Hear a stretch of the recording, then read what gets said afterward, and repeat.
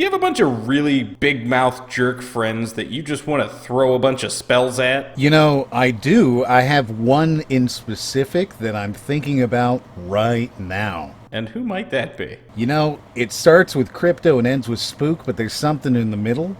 What's in the middle? A giant cock.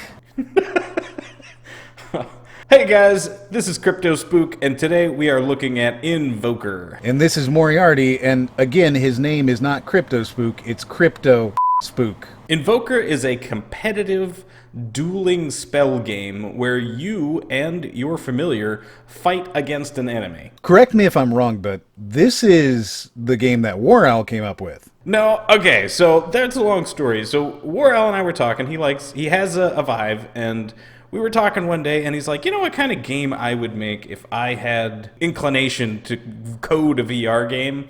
I'm like, no, what's that? He's like, I would make a dueling wizard game. And I was like, really? Well, that sounds like it would be fairly interesting. And how he would have done it is not exactly the same as they did it here.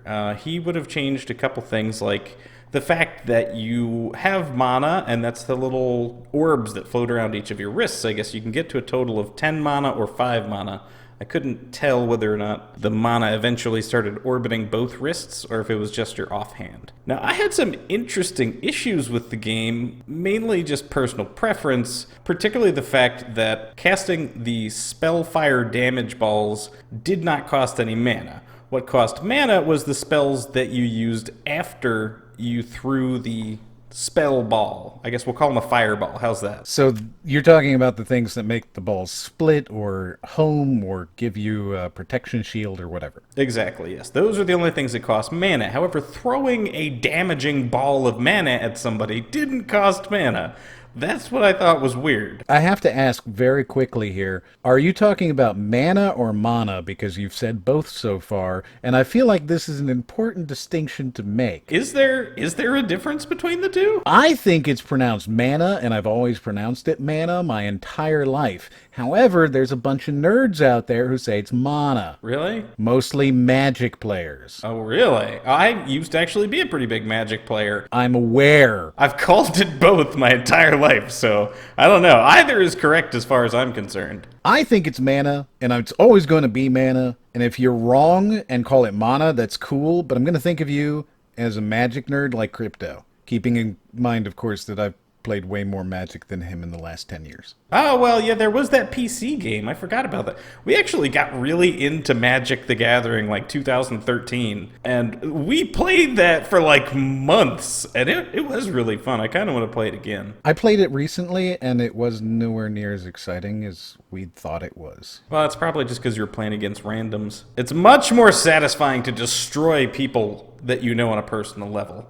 I agree entirely. So, did you have fun with the game? I thought that the concept of the game was interesting, but the game itself actually wound up not being what I thought it was going to be. I feel like they could have done the game itself a lot better. The fact that you automatically had a familiar when you start the game that was already firing, mana balls at your enemy was probably not the best thing. And it just kind of detracted from the experience. It made the game more about dodging and throwing as many mana balls at the enemy as you could, rather than the skill of being able to counterattack your enemy or fire off particularly something like a counter spell. You see that your enemy's firing an ice ball at you. This is something Warrell brought up. He said, what I really would have wanted to do differently was make it maybe a little bit slower so that you can see what your enemy's doing and then try to counter it while it's coming at you. And that is definitely not something you could do here. Like, I felt like the block system didn't work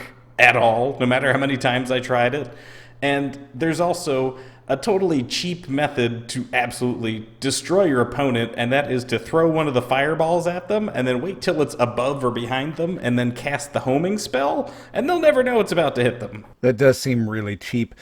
It also looks like you're primarily just throwing as many fireballs as possible without any care about aiming or spells or anything like that, really. I was trying to cast spells and, have a tactical plan of attack, but it just seemed like there was so many fireballs coming at me that I really didn't have any choice in the matter, I was just dodging nonstop, and I'm like, man, I can't do anything here. So you'd like to see a little bit more of the Harry Potter style slowed down thing, where you spend a little bit of time in between bouts. I mean, I guess that not so much in between bouts. Maybe make a system so that it takes you 10 seconds to charge up your mana, and you have to make these exaggerated symbols in the air in front of yourself, and your enemy can see what you're doing. And make it so that unless they cast the correct counter spell, your spell's gonna hit them, because it's freaking magic. How do you miss with magic? It's in the name. It's magic. That does seem like a pretty good point, actually. I agree, though. While I'm watching this, the thing that I'm surprised by is how little skill you actually seem to need to have. It really does seem like throw as many balls as you can and just hope that they get overwhelmed, and then throw a couple of homing beacons into the middle of it. Well, at the same time, you need to manage your mana. I did not at any point manage my mana, and I don't feel like I ever actually ran out of mana. So maybe it's not that much of a deal. I feel like the meta of the game needs to be drastically reworked. I think the people that designed this game maybe made it either on too high of a level or too low of a level for people to actually get involved and interested in the game, because there was not that much difficulty to it. It's interesting to me that you can't tell whether or not it was too high or too low. I think that suggests that there is a problem, definitely.